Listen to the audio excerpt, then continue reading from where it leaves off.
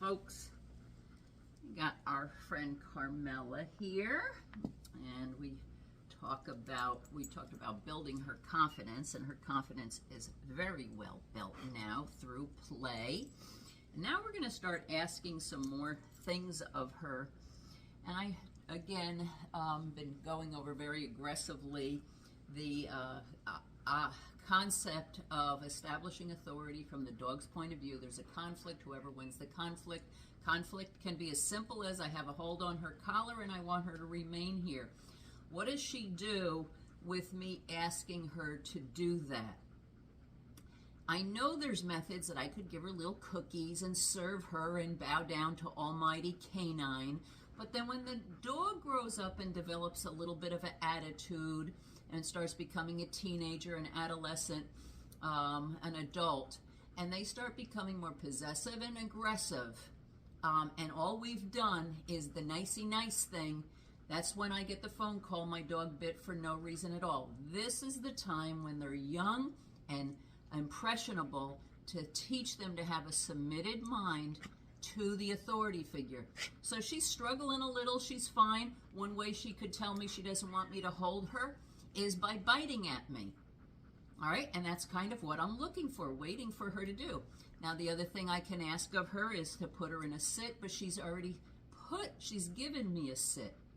And the next thing I could do is put her in a position of the down. I don't start introducing the terms until I feel the dog is truly complying and giving. You see how she just gave to that? I pick up a leg, my hand is on the other side of her shoulder, and she stood up. All right, so she didn't give to me. So I'm going to do it again. Pressure is in the front, in the chest. I'm just kind of tripping those back legs. And I pick up a supporting leg, and I press, press, press, press. And she gives. Good. That's where I'm seeing that submitted mindset. I'm not going to resist your handling and what you're asking of me. So it starts here so that when they become big, now she's not going to become big, but these little dogs bite too. Grandchildren, nieces, nephews, your own children. To teach them to have that submitted mind to their handling minimizes any of that stuff later on as they become mature and more dominant. We always want them to have that submitted mind to the human handling them or around them.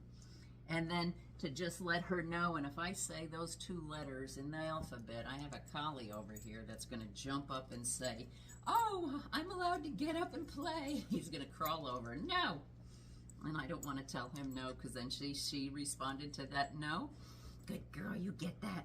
Good girl, you can get that. Yes, you can, and you can get back down. There you go. You want to get that? Good girl. All right, so play your dogs into obedience. Let them know this is the relationship you want.